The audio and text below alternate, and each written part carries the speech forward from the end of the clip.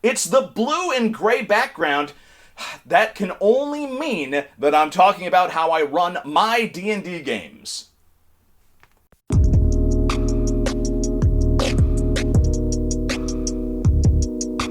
So number one, I pretty much use all the same books and charts and tables that I use for my in-person game for the online game. So you should check out the video that I already did about that. I even use my mechanical pencil for taking notes in my online games. Why? Well, number one, I have a mechanical keyboard. So audio is a little bit annoying because of the clacky keys. So it's taking notes with a mechanical pencil is a much quieter way of doing it. Number two, I have so many programs up on my monitors that I don't really have room on the computer screen for taking notes during the game. So it's much easier to use a physical pencil, to take notes on a pad of paper while you're doing this.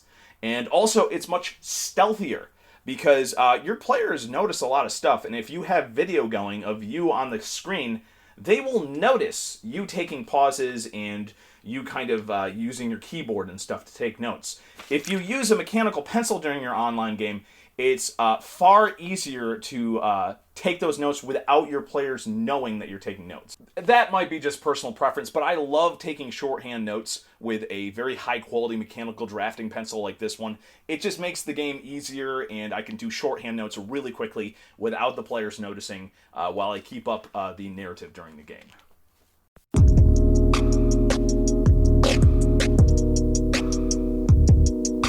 So I was actually pretty shocked that people didn't know anything about Roll20. I just kind of assumed everybody's been using it for years, but apparently some people aren't familiar. Roll20 is a free site. I have run many games on there, both D&D and Warhammer Fantasy 2nd Edition, and I've never really had to buy anything. I've bought things now and then, for convenience sakes, but for the vast majority of my time on there, I never had to buy a single thing.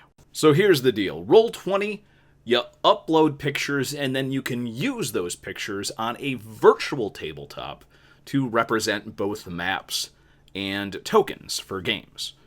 And I thought a good thing to do is to kind of show you just some of the simple stuff right now. See, there's 3 layers. There's the token layer, the map layer, and then the GM layer.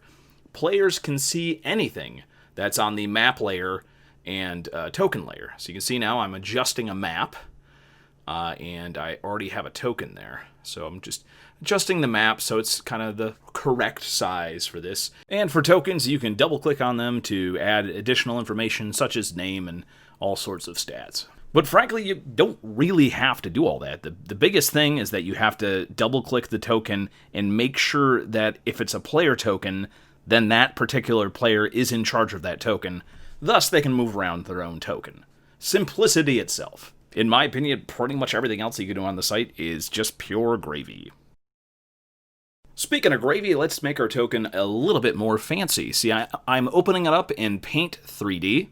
This will allow me to take away that white background and make it into a translucent background. You can easily search on Google how to use Paint 3D to get rid of white backgrounds or to add a transparent background. It's simplicity itself with the auto select tools here, and basically the simplest way to do it is just to cut and make a new image, paste your image on there, adjust it, and then kind of adjust the image there so you get the highest quality new image without any kind of background. And once you've shrunk the image correctly, you want to make sure that transparent background is on.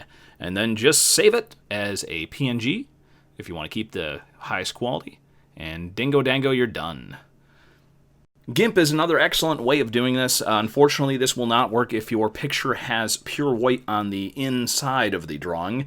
You basically just have to select by color, choose the white, select the inverse of that, cut the selection, and then paste as a new frame, and boom, you have a new frame that does not have any sort of background.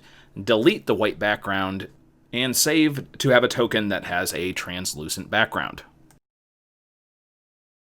Using GIMP gives you a lot more options for image manipulation, which is fun when you're making cool little tokens for your Roll20 game. And, if you already have Photoshop, then clearly you can use that instead. But this is a beginner's guide, so I just wanted to give you some basics about creating tokens. So now we can upload our brand new Owlbear token here. And as soon as Roll20 uploads it, we will see that it has a completely translucent background, which is nice. And you can see it kind of fits in better on the map. Though, you can make your own choices in this. You certainly don't have to take these steps. There's really nothing wrong with using a white background token like that. So we can double click on it. We can click Show Nameplate, and we can say that this is Root the Owlbear. And we can fill in some HP stuff. And most importantly, we have to make sure that the players can see all these values. And this is controlled by me, because Root is my OC. And once those changes are made, we just want to click Save Changes, and boom. Now Root the Owlbear has his own little name tag. And you can do that little circle attention thing by just holding down the left mouse button on the map. You can kind of ping an area. And here I'm going to drop in a monster for Root to fight. So you can see I have a selection of creatures that I've used in previous dungeon crawls and whatnot. Decide to drop in a ghoul warrior here. Now I dropped that in the GM layer, so a player would not be able to see this miniature. This token, I say miniature, I got used to it. So I'm going to fill in the nameplate and all this stuff, and just note again that this is on the GM's layer, so the players are not going to be able to see this until I actually move this token to the either the map or the token area. Now, obviously, since it's a token, we want to move this to the token layer. And boom, now the players can see it. And now we have a combat scenario. And Root the Owlbear, being the warrior that it is going to decide to attack. So we're going to roll up some initiatives here. Right-click to add a turn. Again, this is all gravy. You don't have to do any of this. But these are some of the tools that are available. I rolled a 15 and a 14. Root the Owlbear got the 15. And the enemy got the 14. So we want to arrange this by descending order. And that will put the highest thing on top. So Root the Owlbear goes first. And Root, because Root is a warrior at heart, will go in to roll some damage here. I'm not sure what I was doing here. I think I was just trying to figure out what kind of rolls I had here. See, this is the custom macros. The GM macro is stuff that you can roll and the players won't see it at all. So you can roll something and then the players can tell that you rolled something, but they can't tell what the results were. So that's very useful. It's kind of like using a GM screen. Now, obviously, you could just do your rolls either physically on the table in front of you, or perhaps even something you could do the rolls on a different website. But whatever. These are the tools that are available on Roll20 right now.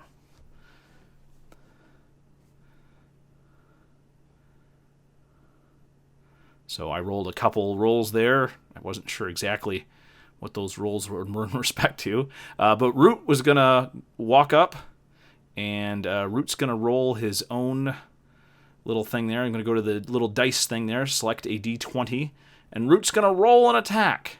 Now, I think I might ended up typing it in too, so you can do either or. I'm going to click roll. He's got a +5 to his attack, apparently. And, of course, because it's Root the Owlbear, he got a natural 20 on his attack, which is more than enough to destroy this thing completely. And you can click the little icon there to put a little X on him, showing that Root is victorious in this battle.